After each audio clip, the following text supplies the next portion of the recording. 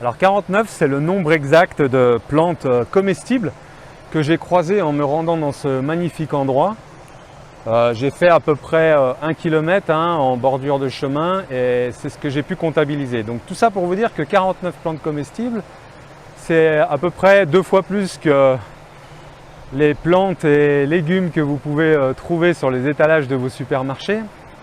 C'était juste pour souligner quand même qu'on peut constater que la nature est abondante, qu'elle nous offre à profusion ce dont on a besoin, si on sait l'observer, et également si on sait le préserver. Alors, effectivement, je voulais faire un petit rappel par rapport aux cueillettes, surtout là en ce démarrage de printemps. Quand on cueille déjà, alors les règles, c'est de ne pas cueillir n'importe où, évidemment. On ne cueille pas sur des champs qui sont pâturés par des animaux, mais aussi à proximité des champs où il y a des pesticides, où il y a différents produits d'agriculture qui sont balancés encore aujourd'hui. On le voit, on le constate. On fait aussi attention, on ne va pas au bord des routes évidemment, on essaye d'éviter les endroits les plus fréquentés. Mais aussi en termes de précaution, quand on cueille une plante, un petit peu comme faisaient les peuples premiers, c'est-à-dire qu'on attend d'abord de croiser la plante une fois, voire 2 fois, avant de la cueillir. C'est-à-dire que ça permet de se dire, ok, je l'ai croisée, là je la recroise, donc je sais qu'elle va toujours pouvoir se reproduire étant donné que j'ai laissé la plante et ça perpétue ce rythme de croissance et de régénération des plantes. Et je voulais en venir aussi à la régénération des plantes parce que j'entends souvent des gens qui disent que en cueillant les plantes, si tout le monde cueillait les plantes, il n'y en aurait plus sur la planète, etc. ou ce serait une catastrophe. Alors je voudrais tout de suite arrêter et couper court avec ça. Les plantes sauvages ont une capacité de régénération qui est 100 à 1000 fois supérieure que les plantes cultivées que l'on trouve dans les champs de nos maraîchers, etc. Pourquoi? Parce que les plantes sauvages, elles ont déjà cette capacité de régénération supérieure pour préserver les espèces. Évidemment, elles sont en capacité de se reproduire beaucoup plus rapidement, en plus grand nombre également. Quand on voit parfois certains légumes qu'on met 3 mois à cultiver, la moyenne des plantes sauvages, elle est moindre, elle est de 2 semaines à 3 semaines. Donc après, il n'y a pas de règle fixée par rapport à ça, mais c'est moi ce que je constate sur le terrain.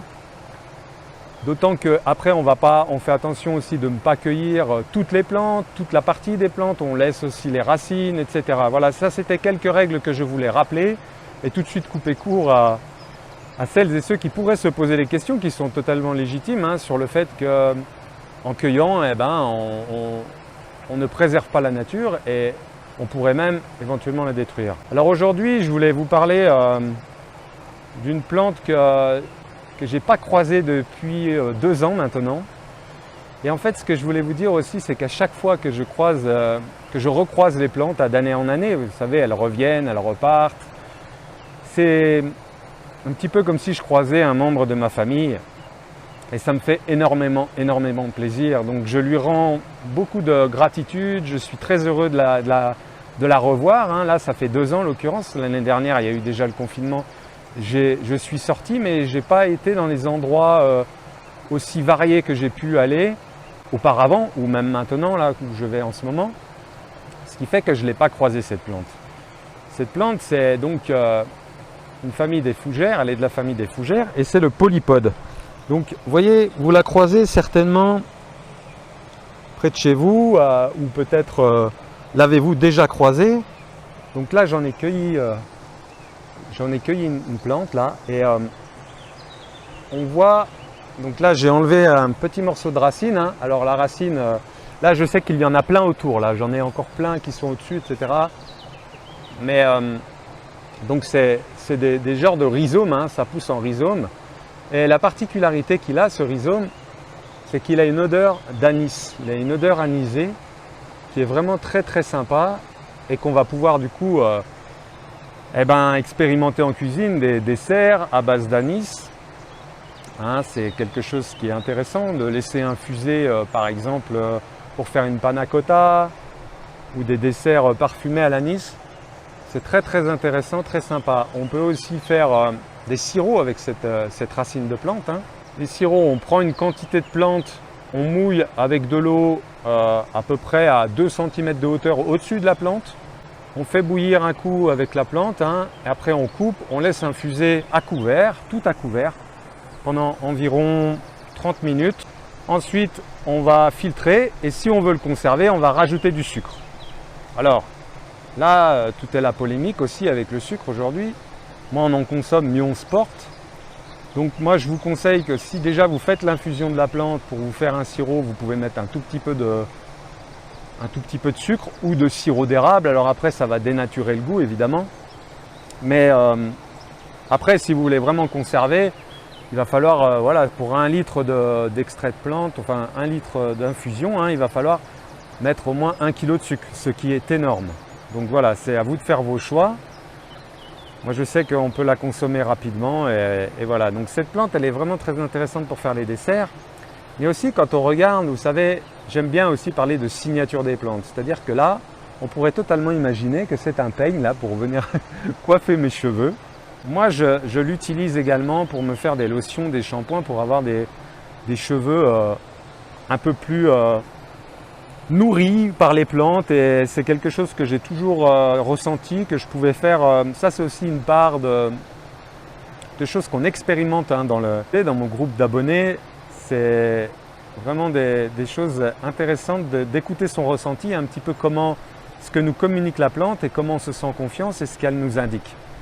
Et donc je l'utilise pour faire des lotions pour les cheveux, vous voyez, la signature des plantes, on pourrait dire ça. On pourrait dire que ça ressemble à un peigne. Hein.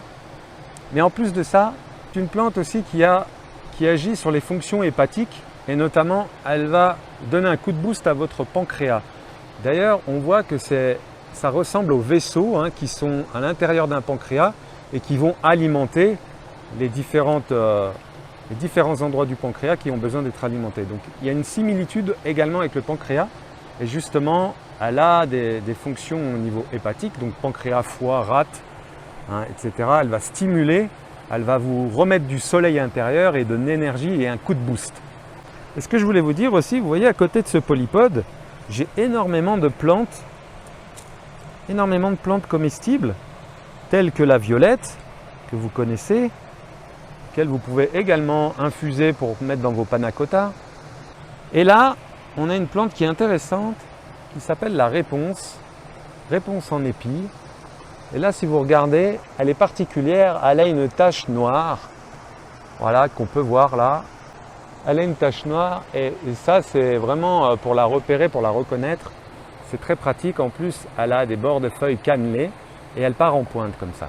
Ça, c'est excellent en salade, mais aussi préparé en vapeur, cuit comme des épinards, etc. ou même en soufflé.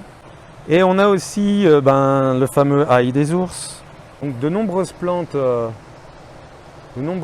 comestibles à proximité. Alors l'ail des ours, je vous ai préparé sous la vidéo si vous voulez recevoir la fiche du pesto que je prépare moi, d'ail des ours. Alors là, c'est le pesto, mais j'aime bien aussi conserver simplement les plantes dans de l'huile. Comme ça ne dénature pas le goût des plantes également, parce que quand on met du fromage, évidemment que ça dénature le goût. Je préfère aussi mettre plutôt des oléagineux tels que les noix, les noisettes, mais également les amandes, par exemple, hachées et mises dans le pesto. Ça donne un très bon goût et ça se conserve mieux et je trouve que ça dénature moins la plante. Donc voilà, tout ça c'était des aspects importants et je voulais aussi vous préciser, alors cette vidéo est un peu longue mais j'avais besoin de poser quelques petites fondations comme ça et aussi de vous parler de manière intuitive, instinctive de ce qui vient sur le moment.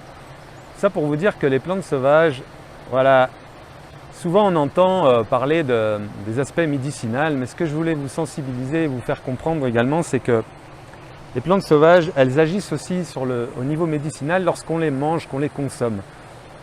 Quand on les mange, surtout crues, hein, elles ont cette capacité de nous apporter une lumière intérieure et de redynamiser, de réénergiser notre corps, de nous mettre en harmonie aussi avec la nature. parce qu'elles ont ce lien fort avec la terre-mère, mais également avec les énergies du soleil, et donc les énergies cosmiques, on pourrait dire. Et donc, elles se nourrissent naturellement de ça. Et quand vous les consommez, quand vous les mangez, elles vous restituent cette force, cette lumière et toute cette puissance, cette énergie qu'elles recèlent en elles.